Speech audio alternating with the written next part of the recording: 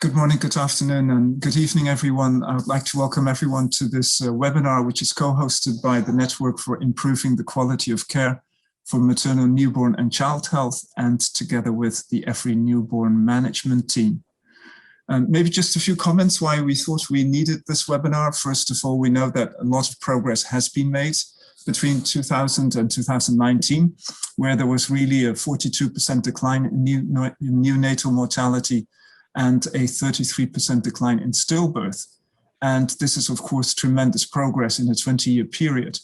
Nevertheless, before the COVID-19 pandemic hit last year, 60 countries were already off track to meet the SDG target for newborn mortality reduction, and an equal number of countries were off track to meet the ENAP target to reduce stillbirth. Disruptions also due to essential services during the pandemic have severely affected the quality of maternal and newborn care, and in many cases to the most vulnerable babies, and those are the ones who are born small or sick, or who become sick shortly after birth. Increasing evidence is demonstrating the great impact, both direct and indirect, that COVID-19 is having. The reduction in healthcare seeking, for example, the lack of protection for healthcare workers, the disruption in supply chains, the adoption of practice in response to COVID-19, such as early discharge, lost gains made in respectful care, such as ensuring companions at birth, and KMC, breastfeeding, and zero separation of mother and baby. So these practices are life-saving, and unfortunately, we did not have universal coverage with quality of these essential practices even before the COVID pandemic hit. And now much more progress has been reversed and valuable gains lost. Nonetheless, the pandemic has shown us many examples of adaptation and resilience within health systems. Over the past year across the world, maternal and newborn health workers and managers at community, at facility and at district level, as well as at subnational and national levels, have been identifying solutions to new problems as they go, seeking and finding innovations and adapting the response to the impact of COVID-19. We can identify many of these examples of learning and effective response, and I hope that we'll be hearing a couple of those as well later, particularly from Malawi by Dr. Queen Dube, and from Bangladesh by Dr. Sharmin. The endorsement of the EFRI Newborn Action Plan by 149 countries at the World Health Assembly in 2014 was an acknowledgement that the majority of newborn deaths and stillbirths are preventable. It highlights that much more could be done and to end preventable newborn deaths and stillbirths and improve the health of mothers and their babies to thrive. There has never been more urgency to act, to step up and to innovate and to invest in maternal and newborn health in order to meet the global commitments that we have made to families to end maternal mortality and preventable newborn deaths and stillbirths. We require more research as well, and we're happy to today present a couple of research findings. And for that reason, I'm delighted now to introduce subsequently Professor Joy Lawn and Professor Suman Rao, the lead authors of new research findings. So today's program will have two sessions. The first part is where we're going to hear developing evidence or hear the developing evidence base on the impact of COVID-19, and part two, which will be facilitated by Dr. Gagan Gupta, the maternal newborn health specialist at UNICEF in New York. We will hear from countries and their responses taken to lessons learned to strengthen health systems to deliver quality care for maternal and newborn health. So for this first part, Joy Lawn is a Uganda-born pediatrician and perinatal epidemiologist, and she's currently professor of epidemiology at the London School of Hygiene and Tropical Medicine, and also director of the Maternal, Adolescent, Reproductive and Child Health Center, or the MARCH Center. She leads a research team working on newborn health, stillbirths, and child development around the world with 30 plus years of experience in clinical care, epidemiological burden estimates, and design and evaluation of maternal, newborn, and childcare services at scale, especially in sub-Saharan Africa. And she will be followed by Suman Rao. Suman Rao is a professor of neonatology at the St. John's Medical College in Bangalore, South India. She is a consultant in the Department of Maternal, Newborn, Child, Adolescent, and Health and Aging at the WHO. She has worked for over 20 years to improve outcomes of the small and sick newborns, and has done pioneering research in kangaroo mother care and developmentally supportive care in India. She teaches medical and nursing students and supports their budding research interests. Please, during the presentations, add your questions in the chat box so that we can pose a few questions afterwards to both Joy Lawn and Suman Rao. Over to you, Joy. Thank you so much, Anshu, and good morning, good afternoon, good evening, everybody all around the world. We're joining here for a common purpose, to look at what is happening to our newborns in these days of the pandemic. And I'm here with my twin, Suman Rao. We have together worked with more than 30 researchers all over the world to produce these two papers. And I will talk first about the evidence, the risks, and what that means for what we should do. And then Suman will talk about what's actually happening, what the gap is. And then we'll be so excited to hear from both Malawi and Bangladesh about the reality. The fact is, we're now 54 weeks into this pandemic declared by Dr. Tedros, and it has transformed not just how we live our lives, but how we count death and disease. So this chart, available just today off our World in Data site. And what it shows is a total of more than 126 million confirmed cases and more than 2.8 million known deaths. But it also shows the data gaps. So what we don't know in important high burden continents, particularly in Africa and Asia. And so as the data has been transformed by COVID, so also has the science. So as of today, in PubMed, 114,800 publications, incredible. So if you feel like you're living in a tsunami of publications, we are. But also, really powerfully, the shift has come in the demand for data and science. So in 2019, only 4% open access amongst these publications on COVID. By the middle of last year, about 50%, but now 77% open access. Policymakers and the public are demanding data and science, and science is transforming at warp speed with fantastic leadership from the World Health Organization and many others. But if we look at where babies are in the midst of that, for example, if you search on COVID and preterm, only 302 papers. And most of those are case reports, not really telling us what is happening for the 140 million babies born around the world, every newborn, or for the 30 million that are most vulnerable. So at the same time, we have at least 4.5 million deaths of newborns and stillbirths before the pandemic. This may be higher. And even during the pandemic, WHO and UNICEF together have shown leadership, bringing together these coverage targets. How can we together change health systems? And this includes, for the first time, an ambitious target that 80% of districts in the world should have a small and sick newborn unit that is functional and includes CPAP, an ambitious target, but essential for us to reach the Sustainable Development Goal for newborn deaths. Impossible unless we do that. So in the midst of that, our Sustainable Development Goal targets and this coverage target. What is happening? What effect is COVID having?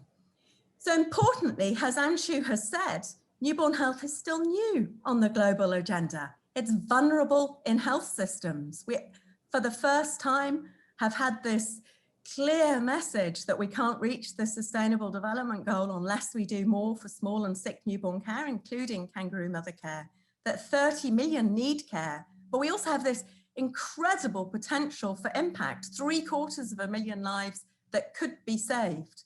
WHO has shown leadership with these standards of care which have just been released. But how do we implement those?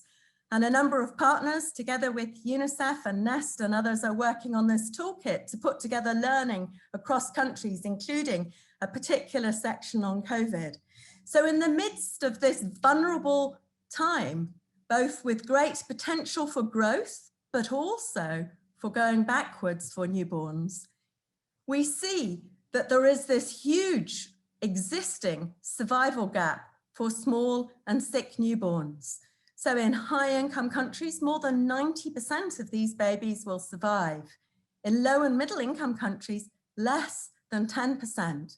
A massive gap. As we see gaps for vaccine equity, this is also a huge gap, with an imperative for change, and yet threatened by what's happening with COVID, because of shutdowns, because of effects on health systems, because of fear for workers. We risk these newborns being affected. And the most vulnerable marker of any health system is what happens to your newborns. They can die within minutes. And so we set out as a group of researchers and policymakers, including more than 30 people listed here and led with the World Health Organization, to do an analysis. First of all, looking at the possible risk. And we focused in on kangaroo mother care, because this is something that we should be able to do everywhere. Something that started from the Southern Hemisphere, but is being scaled up all over the world. Ironically, probably being scaled up more quickly in high-income countries than in the countries that would benefit most. And we launched this paper just a week ago today, with really a huge amount of media interest, thanks to a fantastic WHO press briefing, which Anshu and others led.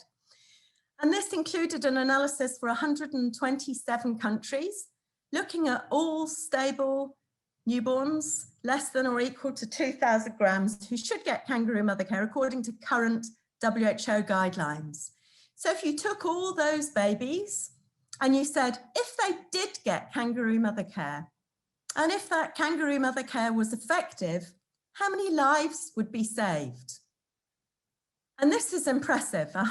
More than 125,000 lives each year could be saved with kangaroo mother care, the biggest numbers being in India and Pakistan, but impressive numbers overall.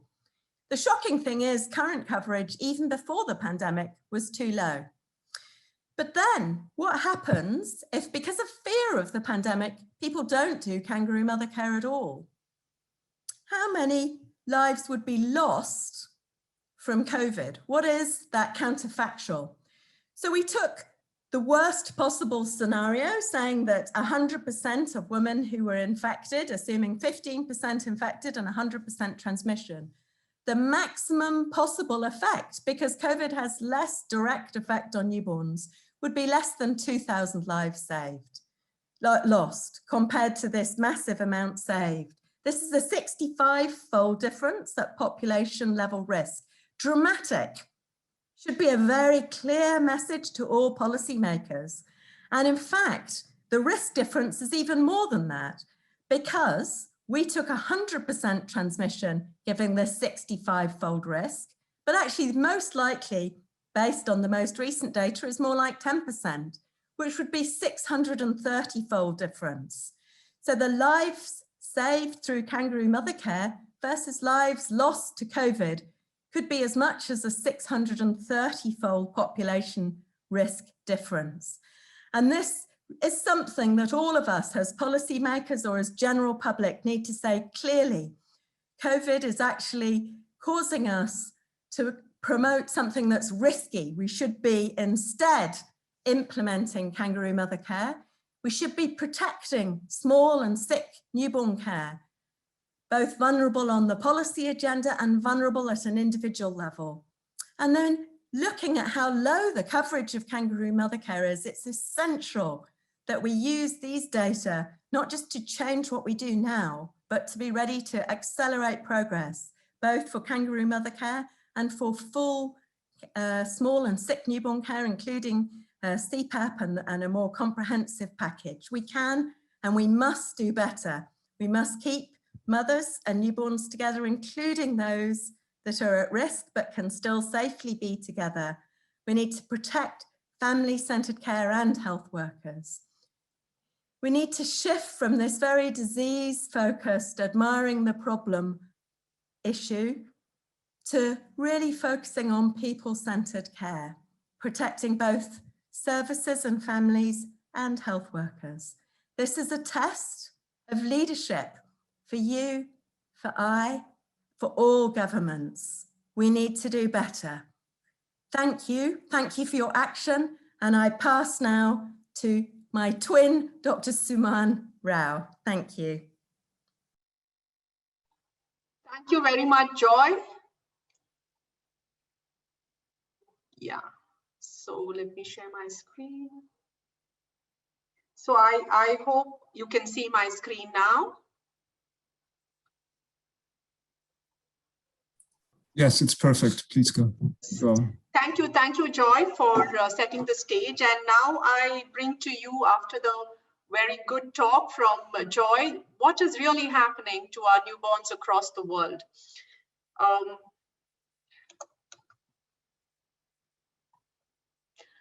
So you heard that the newborns are the most susceptible, and though we know we have evidence that it is most important to keep the mother and baby together even during this pandemic, what is the reality from around the world?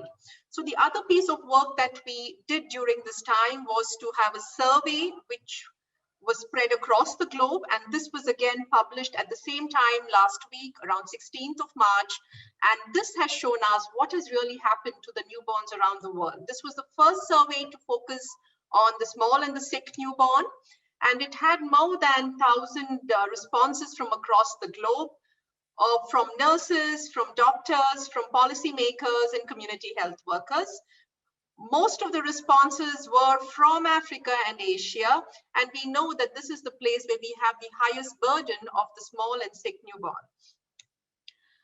When we look at the type of facility from which we got these responses, they were from large cities and also smaller cities, but we did have responses from towns and village areas also to some extent. And most of the responses were from the special care units and health personnel working in the NICUs, though in the Oceania we had responses mainly from healthcare workers working in the primary healthcare settings. And the key findings that we found from the survey was that, yes, there were some aspects which were significantly affected, which had disrupted small and sick newborn care. The first one was on care seeking, and the majority reported that the number of hospital births and the number of newborn admissions was reduced significantly. As far as preparedness was concerned, there was a lot of changes in the staffing pattern. Staff from the NICUs and the newborn care units were taken away to complement the COVID units, to supplement them. And there was a lot of absenteeism because of the staff due to their own symptoms or due to quarantine. There was change in shift hours, and all this did cause a loss of stress. In addition, even equipment, particularly oxygen, was reported as to being reallocated from the newborn unit for the COVID areas. The availability of the PPE kits was another cause of concern.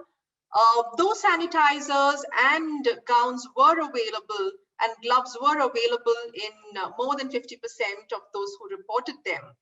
The masks as well as eye protection was not available to all. This sort of reported the number of times that they had these when they required it. The other concern was about the testing of the pregnant women for COVID infections. A third of them reported that they routinely tested all pregnant women admitted for delivery, but a significant number, particularly from Africa, reported that they never tested any pregnant women who were admitted for delivery. Most health personnel felt they were not clear on what the guidelines are for care of the normal newborn during this pandemic, particularly the sick newborn. And they required urgent training, particularly on kangaroo mother care and breastfeeding, and for caring of the mothers and babies who were COVID positive. One thing which came out strongly from this survey was that health personnel were affected significantly by this pandemic. Their work was affected. The personal stress levels, almost 90% said their personal stress levels were increased, and more than 85% feared for their own health, and also took precautions to make sure that they stayed protected, like use of personal protective equipment, avoiding practices that increase their risk of transmission. While focusing on kangaroo mother care, it was disheartening to see that kangaroo mother care was not only not practiced for the COVID positive mother-baby diet, but also among the ones whose mothers were known to be COVID negative or whose status was unknown, the kangaroo mother care was not practiced in a significant number of women. And here you have the numbers where the mother and baby were totally separated without even provision of breast milk to the baby. The other area which was significantly affected was the follow-up care. And this was both from the family point of view, who were reluctant to come for follow-up due to fear of infection, and also because of logistics of setting up of the follow-up clinic during this pandemic. But the survey also showed that healthcare workers are very resilient and have their own solutions. Some of the solutions that they suggested were at the family level of counseling, creating community awareness, and at the facility level of providing the personal protective equipment, having guidelines at the health system level, and having policies overall. So policy need for a strong policy, community awareness, and availability of the PPE kits was some of the solutions at the facility, at the community, and at the health system level. But at the facility level, the health personnel requested for more testing and protection of the staff and support of the staff, particularly emotional support, to overcome their fears and worries. They had a lot of innovative solutions as far as keeping the communication channels open, even during these times of social distancing, particularly like video consults, online training on personal protection equipment, and all of them showed a lot of resilience during these times. So I thank all my collaborators who took part in preparing this survey and advertising this. And thank you to the WHO for giving me this opportunity. Over. Thank you very much, Joy and Suman. I see no immediate questions in the chat. There is one question that says, do we need to rethink about the implementation of UNEP, especially in war-affected countries? And I don't know who, Joy or Suman, whether you would like to respond to this one. I mean, I think we have absolutely to do more in war-affected countries. That's where the neonatal mortality rate is higher, but it's a different context. So then we need to recognize that. And maybe I pass it back to Anshu, because you have worked in Southern Sudan. What do you think we should do? Well, we do know that about 50% of newborn mortality globally takes place in humanitarian settings or in fragile settings. So definitely, I think this is a priority to address. And I think the UNEP management group also, or under UNEP, there was a humanitarian working group that together with partners developed a roadmap to address newborn health in fragile and humanitarian settings. So definitely a clear priority. But maybe one question for both Joy and Suman could be, what do you think would be the research priorities that we would have to look at as a next step? Joy, you highlighted that there was, let's say, a relative paucity around research around newborn health. What do you think the key issues should be? Well, I think this is critical. If you look at the global burden of disease, neonatal conditions is the top thing. It's actually higher than cancers, 3 times HIV, and it's not a competition with other things, but the investment in that, and even worse for stillbirths, is inadequate and in fact threatened by the British government at the moment as well. They've selectively cut the maternal and newborn health part. So I think that it's really critical, and it's critical we spend those research investments well. There are obvious gains to be made in implementation research, I think especially around kangaroo mother care and small and sick newborn care. But we also need the innovation pipeline.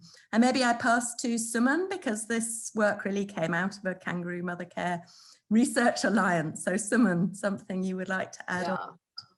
I totally agree with you, Cho. I think we all know what we have to do. The question is how, and to ensure that these life-saving interventions, whether it is kangaroo mother care, whether it's antenatal corticosteroids, get implemented, and those who need it get them. And that is, I think, locally, we should look at quality improvement and try to improve our own status. But globally, I think it is implementation research which is going to show the path of how we can bridge this gap between what we know and what should be done. Over. Thank you. Thank you very much. There is a question: how can we raise awareness of frontline workers on the importance of KMC in the COVID era? Would any of you would like to respond to that? I wonder if Queen from the next group would like to take that. So we could use that maybe for the panel discussion. In that case, I would like to hand over now to Gagan Gupta, who's going to moderate the panel discussion. And Gagan, over to you. Thank you. Thanks, Anshu, and the twins, Joy and Suman, for setting the tone so well. So after having seen what is happening at the global front, let's now move to country action and see what's happening at the country level and how the governments and partners are mounting the response to address the disruptions. So as we move to the part 2 of this webinar, now is the time to act for every newborn everywhere. We have with us Dr. Queen Dube. She is the Chief of Health Services, Ministry of Health, Malawi. Prior to this, she was the head of Department of Pediatrics at Queen Elizabeth Central Hospital, Malawi. And more importantly, she is not only a friend of newborn, but also a very good friend of WHO, UNICEF, and NEST. We also have with us from UNICEF Bangladesh office, Dr. Shamina Sharmeen. She's a newborn and child health specialist of UNICEF Bangladesh and working very closely for the last 3 years with government of Bangladesh. And I hand it over to Dr. Queen Dube to share the experience from Malawi. Over to you, Queen.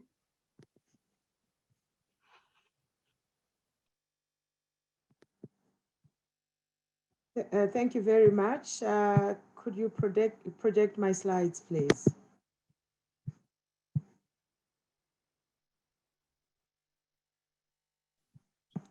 Thank you. Over the next 8 to 10 minutes, I'm going to talk about government roles and large-scale innovation. Next slide. So just a little bit of background where we're coming from with the COVID pandemic. With the first case in December 2019, Malawi declared as a state of disaster on the 20th of March 2020, and kind of almost declared a lockdown that was challenged in court. But what that essentially did was it brought a lot of fear within the communities, that people were so scared to present at a health facility. And when we had our first case declared in April 2020, it actually made things worse. We were not prepared, as a lot of the countries were not prepared for the first wave, but fortunately we were not badly hit in the first wave. We had a lot more cases in the second wave. We've started to see a downward slope in the second wave. So the second wave peaked around January, February time, 2021. Next slide. Now, there are a couple of things that I will probably need an hour to explain on the impact of COVID on the health system in Malawi. But for purposes of today, I'm going to take a little bit of time just to talk about what our government learned, the things that we've put in place, but also the importance of innovations. There's a comment that people cannot see the slides. I'm not quite sure how many people can't see the slides. We are able to see it, but it seems that panelists can see it probably and not the other colleagues. So I am able to see it. Okay. So you're happy, Gagan, for me to continue? But I think it seems there are a lot of people who are saying that, yeah, many people are saying they're able to see it. So I think we can continue right now. Yeah. Yeah. Prof. Okay. Liz Molyneux can see it, so you're okay. All right. Thank you very much. So the title of the talk talks about, what governments can do and large-scale innovations. And many times when we talk about innovations, we're really looking at equipment, we're looking at medicines. But what we've learned from COVID-19, particularly in the health sector in Malawi, is the fact that you need innovations in all the health system building blocks. You need to innovate around service delivery, human resources, leadership and governance, information systems, but also the financing part. And I'll take you through some of these, and because of lack of time, I might not be able to go into the details for the rest. Next slide. Now, when we look at leadership and governance, many times we're thinking about policies, strategy documents. And Malawi, and the same is true with a lot of the African countries, we have no shortage of policies, strategy documents, and guidelines. The challenge that we have is implementation, moving from that beautiful document in an office to getting it to the last person in the country. Found these cartoons really interesting on the net. Somebody says, "Oh, shall we buy the green one? Shall we buy the green one too, sir?" And they go ahead and buy the Greenland. And they realize at the end of the day that actually the Greenland has ice, and Iceland is the one that is green. Why didn't anyone tell me this before I actually bought it? And this so resonates well with what we experience. What you see on the shelf and what you find on the ground many times can be very, very, very different. And the other side depicts the truth on a daily basis, where you're not the only one pushing the agenda. You're not the only one. Beyond the maternal and newborn health, we have the nutrition folks. We have the agriculture people. We have the education people. All of them pushing the agenda. And there's one person that has to make the decision at the end of the day. And we need to keep that at the back of our minds, particularly in settings where you have challenges with resources. Next slide.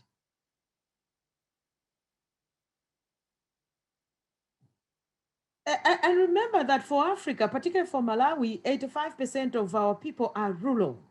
And they're far, far away from these policymakers. They actually don't know what most of the policies spell out. So in terms of them to demand for services, it is a completely different ball game altogether. But we saw with COVID, because COVID affected from the poorest person to the richest person in the land. We saw people dying. And so even the villager knew what exactly the government was supposed to provide. Next slide. And the other thing that we need to bear in mind, apart from the fact that, what we're dealing with people that are predominantly rural, is also in as far as maternal and newborn health is concerned, who is the mother? So the picture on your left or your right, depending on whether you're the presenter or whichever side you're sitting, the girl in the middle was a 14-year-old and she had given birth to twins. She was still in primary school. One side is her mother and the other side is a grandmother. So you have 3 generations in one photo. 3, if not 4 generations in one photo. The girl has no clue what is going on. And on the left, you see some young girls again on our ward, one of the hospitals in Malawi. You look at their faces. These are young girls. These are adolescents that should be in school. So when we talk about maternal and newborn health, it's not just about kangaroo mother care or care for the small and sick newborn. At the level of a government, in as far as policies, guidelines are concerned, we also need to think through the cultural beliefs. We need to think through the educational side of things for us to be able to achieve the agenda of accelerating reduction in maternal and newborn deaths. Next slide. Now, one other big thing that we've learned in Malawi is integration. Integration. COVID forced all of us to come under one roof. Maternal health, HIV, TB, malaria, and all other non-communicable diseases. Because these patients with COVID were nursed under one umbrella. In terms of the data system, we had one comprehensive data system. And so we learned the importance of integration. We're still innovating to see how best we move around it. The other thing with COVID was, how do you bring the family in? We're saying, let's try and socially distance. But if you look at kangaroo mother care, no single mother can do it 24 hours round the clock. How do you bring families in? Next slide.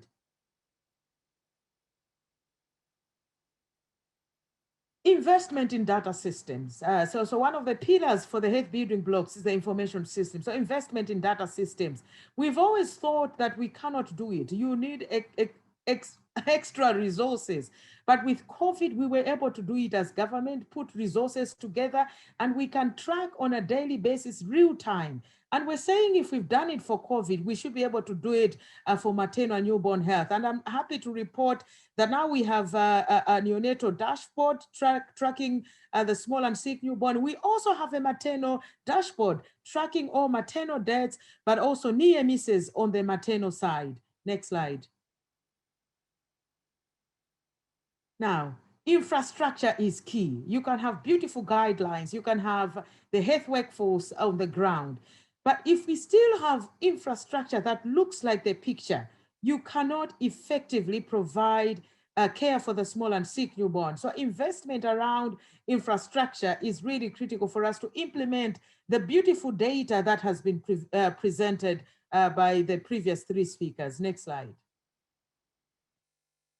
And so when you're thinking about infrastructure, you really are talking about standardized floor plans, where the country has a direction on how to bring about particularly secondary and tertiary level care for the small and sick newborn, but also making sure that the mothers feel comfortable, proper bathrooms, but also things to keep them busy as they're staying on the ward. So Malawi, we're almost finalizing our floor plans for neonatal care units for secondary and tertiary care level. Next slide. Next slide.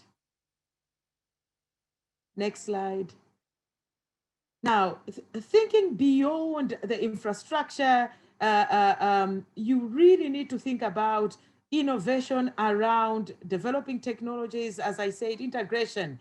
Think through the education ecosystem, but also principles of how to scale. How do you develop and invest in case to sustain quality maternal and newborn care? Ultimately, the goal is reduction of maternal and neonatal mortality. Next slide. Next slide. Next slide. Yeah. So what we're hoping to see is this picture from Colombia, young couple, amazing faces, very happy with their baby still on oxygen, but also a mother who had just given birth.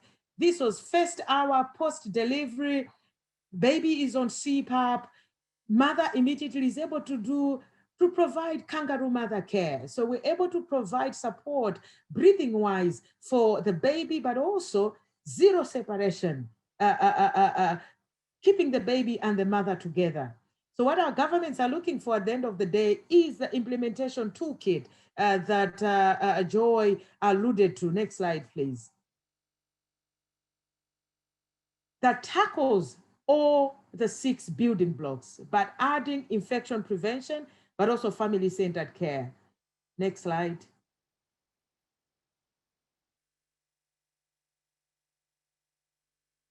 Next slide. Next slide. So ultimately, this is my last slide. We need to remember whatever we do, the research, all these meetings, webinars, every mother and newborn deserves to live. As I spoke, there's a mother that has lost their life. There are several newborns that have actually lost their lives. Thank you. Thank you, Dr. Queen, for such a wonderful presentation and speaking both as a government leader and as someone who has been a clinician for long and a programmer for long. With this, I hand it over to Bangladesh, and I'm requesting Shamina from our UNICEF Bangladesh office to please share her experience from Bangladesh. Over to you. Thank you very much, Gagan. I hope everyone can hear me. Very well. Yeah, okay, thank you. So respected participants from different countries, the organizers, and of course the panelists, good afternoon, and maybe good morning in some places. Thank you for giving me this opportunity to present. Like other countries, Bangladesh also faced human resource challenges during COVID-19 outbreak, but using the ongoing quality improvement initiatives, then integration of the quality standards for care of small and sick newborn in existing QI initiatives, and also some adaptation and strategies by the Ministry of Health helped to improve the quality of care for small and sick newborn. So I'm going to share some of those lessons today over my next 8 to 10 minutes. So next slide, please. So like we have seen before in presentation that if you look at the slides, even in Bangladesh, we can see that 51% drop in essential newborn care services at the facilities. And the highest drop was in the June, then gradually it improved due to some strategies action taken by Ministry of Health. Next slide. I think it has been a little bit formatted, but we can see that even for the management of small and sick newborn in the SCANU, where the services dropped by 38% from the regular services, and huge drop, 60% drop in kangaroo mother care services in the facilities. And thanks to Suman's presentation, where we have seen the reasons behind it. Next slides. Coming back to the health workforce challenge, as per health workforce density, we can see that even in Bangladesh, we have only 8 service providers per 10,000 population against the required number of 176.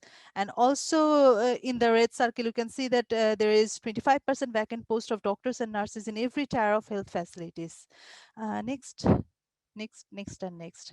So just after the COVID outbreak, to see the gap in the facility readiness, not only to serve the COVID case management, but also for the essential MNH services, the Ministry of Health immediately, along with all development partners, did a rapid facility assessment in 120 facilities, which also looked critically into the human resources. So from the report, what we can see that only 2/3 of the facilities kept running MNCH services, and 75% of the facilities didn't even have any adequate infrastructure to support oxygen therapy, not for the COVID case, but as well as for the newborn and the small baby. And regarding the skilled HR, 88% of the doctors were not trained on case management and the small sick newborn management during COVID. And the staffs assigned for the oxygen supply was not trained on the new newborn quality of standards. In addition, most of the service providers were less motivated to serve due to fear of infection or for unavailability of IPC and PP that we have seen in previous presentation from Suman, I think. And also we can see that even the triage protocol was unavailable in nearly 50% of the facilities. Next slide, please. So to address these human resource challenges, the Ministry of Health took the strong leadership to urgent recruitment of doctors and nurses for both COVID and non-COVID services. At the same time, to revitalize the MNCH services, the National MNCH Committee was established to implement the MNCH Priority Action Plan for COVID, which immediately helped to develop the National MNCH Guideline for COVID, which specially focused on the delivery services for essential newborn care with COVID positive and non-COVID positive mother. Then for the KMC, how to provide KMC services, what to do with the SCANU. So all these were stressed out in those guidelines. And also at the same time, the national guideline for the COVID management and IPC management was done. In addition to that, to regain the confidence of the facility service provider, the Bangladesh Preparedness and Response Plan was developed, and parallelly Ministry of Health took action to build the capacity of the service provider on the MNCH services and SCANU. And at the same time, the oxygen therapy and the IPC training rolled out throughout the country. And for the first time, the national guideline on the use of oxygen therapy and the small and sick newborn standard was integrated into the QI system, which really helped to support the service provider to raise their capacity and also bring back the confidence. Parallelly, what government says, the mobilization of the community health workers and the NGOs to disseminate the message on KMC, sick newborn care, and also delivery essential newborn care during COVID, which brought back the confidence among the community people as well. Here we can see some of the picture of the national guidelines, then some IC materials, posters, and which was developed during this COVID period.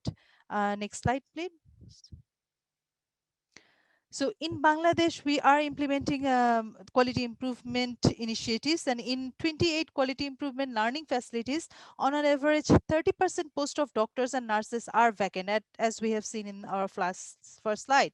But however, despite of this HR gap, the existing quality improvement teams and tools were used for efficient use of existing human resources for continuation of improvement of small and sick newborn care services. Use of this ongoing QA initiative really supported to address the critical challenges due to shortage of human resource, because that gave them the confidence to work on those critical services. We can see that till now more than 170 QA initiative project executed PDCA cycle, and some of the examples are here. In first slides, we can see that in the learning facilities, how hand washing practice reduced newborn death from sepsis, and also skin to skin improved with PDCA, hence reduce the hypothermia in newborn. Next slide, please. So after the lockdown from COVID-19 outbreak, the existing online monitoring and mentoring platform was really useful for online technical sessions with the doctors and nurses, the virtual quality improvement visit by the professional bodies and the technical experts, and also the online divisional progress review meeting by the national program team using the dashboard. And we can see that government really took the ownership and leadership to monitor very closely through this online platform, which helped to improve the skill of the service provider and to bring back the services on track. And later, when the situation a little bit improved, the frequent on-site mentoring and monitoring by the national program people, experts from the National Learning Institutional Hub, and also on-spot coaching and mentoring by the district quality improvement coaches were very helpful to sustain the skill and quality of service. Parallelly, the experience was also shared through a series of webinars that also helped the service provider to be updated. Next slide, please. Well, so as Gagan mentioned about Bangladesh DHIS2 and data MIS information, you can see that to see the progress and analyze the gap in services, especially during this COVID situation, the newborn dashboard was updated for easy analysis, in which by every level of facilities the managers can see the situation, and also the QED indicators were included and updated into the dashboard.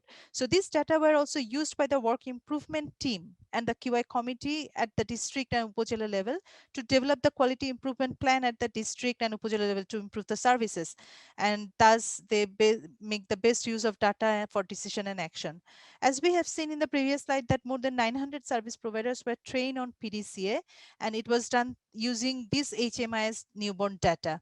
And also government is using this from the national level, government is also using this dashboard to monitor all the service progress on KMC, essential newborn care, sick newborn management in the SCANU, and also other quality aspects every month. And thus they are supporting the field level service providers to improve the services. Next slide, please. So that's my last slide. And finally, what we have learned that despite of human resource challenges, using of this existing QI platform, updating with the latest data or QI standards for newborn and small and sick newborn, action planning at the work improvement team level at the district quality improvement cycles, So etc. For this, all this quality improvement initiative and also better coordination at local level helped facility manager to use the existing HR more judiciously and help to quickly respond to the COVID-19 situation.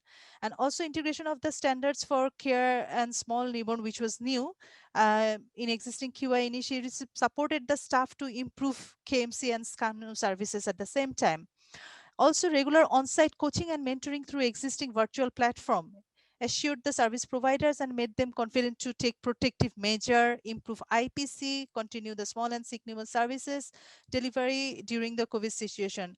What really worked well is the leadership from the national level, both from the program people and Ministry of Health and professional bodies, who supported to trained all the service provider focal persons, mainly the doctors, nurses, and midwives from SCANU and KMC unit, to provide training on the situation during how to manage those cases during this COVID situation. And that really helped a lot to bring back the service and revitalize the service very quickly. And continuous learning, sharing, and use of social media platform like WhatsApp group kept the service providers motivated and updated. They're always very happy to share their successes and also discuss about the new things. And finally, the good coordination among different departments under Ministry of Health and development partners can facilitate positive action in the field and can mitigate the HR challenges despite of shortage of HR. So thanks from my side. Over to Gagan. Thank you, Shamina, for a wonderful presentation and bringing the whole perspective of the human resources and the strong platform of quality implementation work which has been done over the last couple of years, which was helpful in these tough times, and also for sharing the newborn dashboard, which I think has been there for now last few years. And congratulations to government of Bangladesh as well. So we have seen dashboards from India, we have seen dashboards from Bangladesh, and we have also seen from Queen Dubai the dashboards from Malawi. So I think there's a lot of learning which is happening, which will be helpful for all the countries. So with this, we move now to the question answer session. And let me take the first wave of questions, which were mainly still around kangaroo mother care. And the question was largely like, how can we advocate in the countries where there are restrictions for parents entering the newborn care units, or raise the awareness of frontline workers on the impact of kangaroo care in COVID times? Or are there countries which have implemented the KMC effectively? So I would request Joy and I would request Suman, and also from the government perspective, I would request Queen, if you can come in and take a minute to respond to the three issues in terms of restrictions of parents to enter the NICU, how that can be addressed, how the awareness can be increased in the workers about KMC, and are there any good country examples that they have been able to sustain during COVID, the KMC? So over to you. Maybe we can start with whoever wants to go first amongst three of you. Thank you, Gagan. I'm happy to start. So Please. On restriction of parents getting into NICUs, for Malawi, we didn't. What we restricted were extended members of the family. By that, I mean grandparents. But the mother and the father were still allowed in the NICU because we believe that they are such an integral part of the management of the small and sick newborn. In the same vein, we didn't close down our KMC units. For us, KMC is treatment. And so if we didn't stop administering antibiotics, we couldn't have stopped KMC, because for us, it is standard of care. So I think if we start to look at some of these things, like family involvement in the management of the small and sick newborn as being part of treatment, surely, even beyond COVID, if there's another pandemic, we should be able to carry on. Anything from Joy and Suman? Yeah. Maybe Suman, why don't you answer from the survey and then I can. Right. And also I would request the participants, if they have some experience in their countries, they can type it in the chat box, please. Joy, shall I go? Yes, please. Yeah, so I would just like to share the experience that we have from our own unit, where we test routinely all mothers for COVID. And only then, I mean, anyone who comes in is tested. So there was definitely a lot of resistance from even the health personnel to allow families to come in because they're not tested. So what we have been trying to do, because a mother alone cannot really do extended hours of kangaroo mother care. So we try to encourage the families, especially one designated member, to test and then come into the unit so that kangaroo mother care can go on. Over. Yeah, and then just to briefly add to that, I think the evidence for risk is very clear that we should allow parents in, especially the mother for doing KMC, and as both Queen and Suman have said, the mother can't do it alone. I think we have extremes. So in high-income countries, even across, so for example, the US and Central European countries were much more restrictive. And I think that also reflects how much family-centered care there is before. China was extremely restrictive early on. And there are data coming, particularly there was a UK national study showing how distressing that is for families. It's a major life event to have a small or sick newborn yourself, and then to not be allowed to access them or to have access with no backup is very stressful. But I think from the staff side, we must ensure that the fear factors and the stress factors, this is vaccine equity, PPE, and very clear guidelines, a really critical leadership role, both from the UN and also from governments. So we can and we must address this. We can't just admire the problem, we need to use the evidence. Thanks to all three of you. Any of the panelists would like to come in, or we can move to the next set of questions? And just one more point from my side is that a lot of trainings and the remote trainings are happening during the COVID time, and integration of these important messages regarding kangaroo care, the family-centered care will be very critical to increase the awareness in the health workers, because often the health workers themselves are not aware of these things. And a lot of good evidence has come from the first two talks. So integrating these to influence policy, and then in the capacity building modules with the workers, if we can have a very strong messaging on this, it will be probably helpful. So the next question is around Bangladesh. And the question is like to Shamina, to you, is how to the screening of the COVID-19 for the pregnant woman. So what's the current policy, and what's the current policy of engaging midwives in providing healthcare services? So there are two questions pertaining to Bangladesh, and if you also want to add something on the previous question, please feel free to do so. Over to you. Yeah, okay, thank you. So actually, as per the national guideline for MNCH service during COVID, there is no such policy for screening with testing, COVID testing. But the initial screening of every pregnant women who are coming to the facilities there with the physical screening, like the temperature check, then history of contact, and all these are there, and also whether there is any sign symptom of COVID.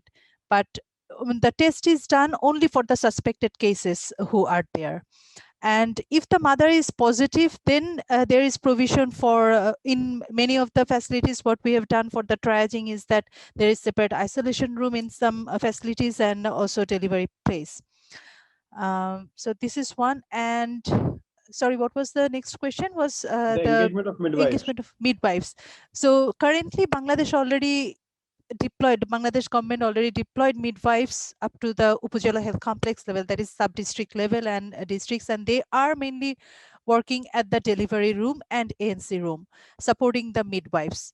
So when government provided the training for this MNCS over all MNCH services, so it was for all the midwives and nurses and doctors, and also the supporting staffs who are working in the facilities. So midwives engagement is really very crucial in our country for the maternal health service and also for the essential newborn care. For the KMC, even before COVID, the KMC part was included in their curriculum, the midwifery curriculum. So the new midwives already know about the KMC, but later on through government system, at the district level locally, they are also getting refresher training on the KMC, so that they also know that just after the delivery, if the small baby is there, what to do and how to do the KMC. So we are also supporting, the government is also supporting that, and yet to be scaled up. It is there, but yet to be scaled up. So thank you. Anything I left? And that's good enough. Thanks, Shamina. So in Haiti, we have a good example which Dudley has put, that they didn't stop KMC during pandemic, and they insisted on the measures like hand washing, mandatory mask wearing, but mothers with any suspected symptoms were isolated with their newborn. So I think this is one good example which we have from Haiti, and we'd be happy to listen to more such examples. Now, there was a question regarding, is it possible that the decline in private sector, or what we are seeing as a decline in the government sector, might be just shifting of patients from government to private sector? So the thing is, we have data from private sector only for India, and India is one of the HMIS which captures the private sector data. And that shows that even in private sector, there was a decline. And we have the data only for Q2, but that says that even in the private sector, there was a decline of, in fact, the decline in the government sector was lesser as compared to private sector. The second important thing is that when such things happen, and as David from Iraq office has pointed out, that probably this may be a factor in Iraq. What will be also important to see is that when they go to private sector, they go to qualified formal private sector and not end up engaging with informal private sector, which might not be, suboptimal in terms of treatment. So that would be also something which we need to monitor at the ground level. Another question was, what are the plausible reasons for the increase in the C-section rate in the private sector, which has been seen in India? So again, it will require more deep dive at the country and subnational level, but it can be a mix of multiple things. The first might be because of the lockdowns and the access barriers. The woman is arriving late, and probably the fetal distress might have been increased by that time. That might be one reason. Second time might be that the healthcare providers might be feeling that doing a cesarean is more safe than normal delivery.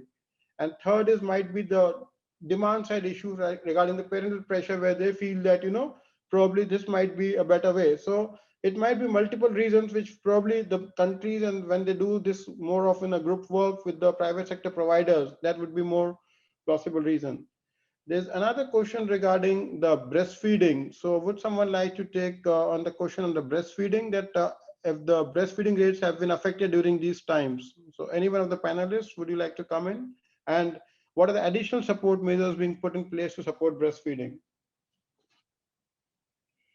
Suman, from your survey, or Joy, anything you would like to add, or again to Queen? Maybe I can briefly say that I think the WHO have put out fantastic, very clear guidance on the breastfeeding. I think it's, again, the problem maybe not everybody knows that. I would also highlight the PMNCH have had a campaign with UNICEF that has some very useful, easily digestible materials. So maybe we can post those. I would really encourage everybody to use those, because I think a lot of it is the policy to action gap and misinformation, really critical. Right. And also, it will be very important to engage with the pediatric associations in these, because some of the early experience was that in some of the East Asian countries, the pediatric associations were part of the guidelines which were not recommending breastfeeding. And that's why at global level, we engage with the International Pediatric Association, UNICEF, WHO, and International Pediatric Association came together. And we had series of webinars and policy briefs, again, reiterating the message of continued breastfeeding. So in your own country, it would be very good to engage with pediatric associations, because they are both at the policy table and also with the families, and also are the care providers. So in different roles, they can also make a lot of difference. Yeah. So anyone else? Gagan, I'll just sort of come in from the survey. What we saw that, yes, even in those who were not positive for COVID, breastfeeding was affected, but they also gave many innovative solutions to it. One of the aspects was support for the new mother, particularly of the small and sick newborn, for breastfeeding.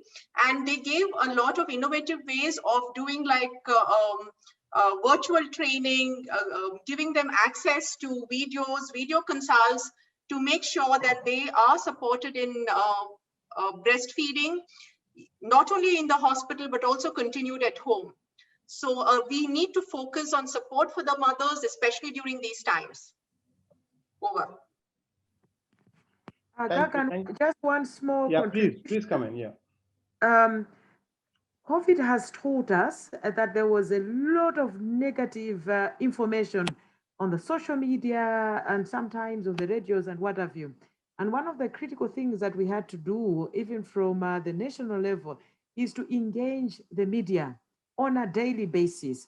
So messaging around breastfeeding, you might say something else on your guidelines, but somebody posts something on Facebook, and everybody believes that now with COVID, don't breastfeed.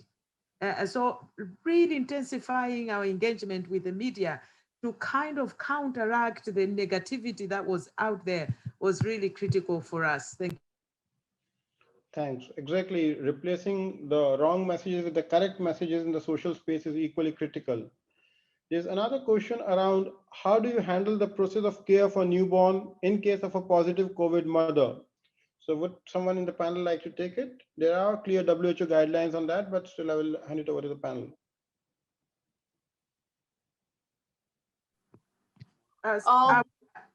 Sorry, go ahead. Go ahead. Okay.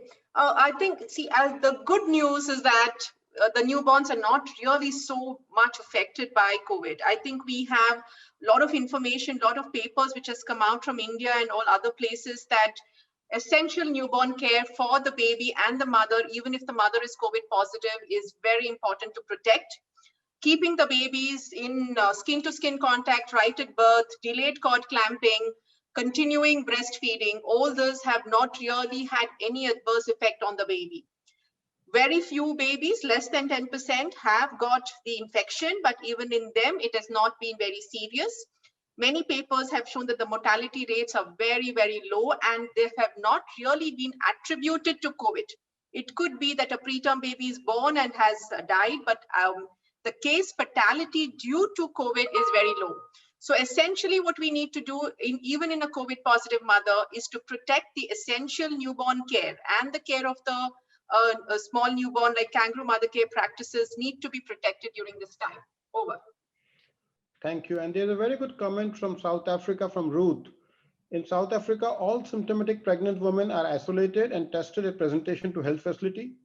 All mothers are encouraged to provide KMC after birth, including COVID positive. Breastfeeding for all continues, including COVID positive.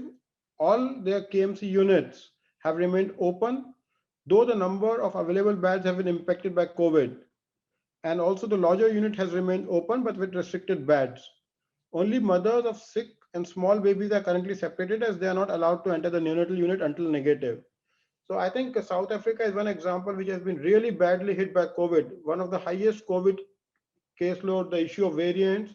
But when you look at the 1 year data of South Africa, except for pneumonia, the other services have remained nearly at the same level of last 2 years. So I think that is very creditable, and thanks Ruth for sharing this. And I think with this, probably we should be reaching the conclusion. But one important thing is that Dr. Devrari has also got very good material, and Dr. Devrari is in the panel. So I would request Dr. Devrari, if you can share the link in the chat box, and also if you can share it with us when we are sending the whole slide deck to the panelists, we can also share the work which you have done. And as always, you keep on coming with very new and good things. And thanks, Joy, for flagging that. So with this, I hand it over to Louis. Louis is the Principal Advisor of Health of UNICEF and a pediatrician with extensive country experience from different countries, right from Pakistan to Kenya to Isaro. And also she has been closely engaged with me in the work which I presented. So it was actually her idea when she said, Gagan, let's look and see what's happening at the quantitative data in the country. So with this, Louis, for your wise remarks for closing, over to you. Thank you, everybody. It's so exciting to hear how the scientists and data are at the front line to guide our actions again. I want to just conclude the very informative webinar with 3 impressions. The first is that it is urgent to take action. We are at the crossroad and to witness a potential reversal of the gains we made in the past many decades in maternal newborn child health. If the list projection was true last year, then we may lose the gains of 1 or 2 decades. That can't happen, and it is in our hand to take urgent actions. My second impression is listening from all of you, and also from my recent trip to Pakistan, that we can make changes. Even COVID-19 has given us all these unexpected challenges. I have seen that we are improving IPC practices. We are paying attention to quality of care. Oxygen therapy is becoming more available in maternity and newborn wards. So these are good things. I have also seen that pediatric associations, pediatricians are at frontline to provide first-hand support. The third impression I want to make is the digital care. It's digital communication is powerful. Every country I go, I see there are many WhatsApp groups connecting professors like Queen to a nurse in the district hospital. So this kind of connection has really empowered the knowledge transfer and the motivation and practice gaps in remote areas. So thank you for all your contribution during work hours and beyond.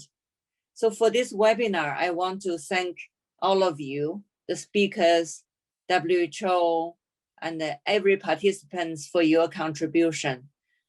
Together, we can make a great difference, and we're going to take on all the challenges and make a great recovery of maternal newborn health services very soon and sustainable. Thank you.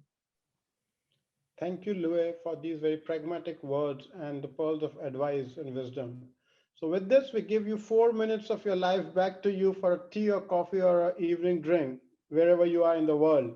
And we finish 4 minutes before time. Thank you, everyone, for joining today. See you. Bye-bye. Thank you, everybody. Bye.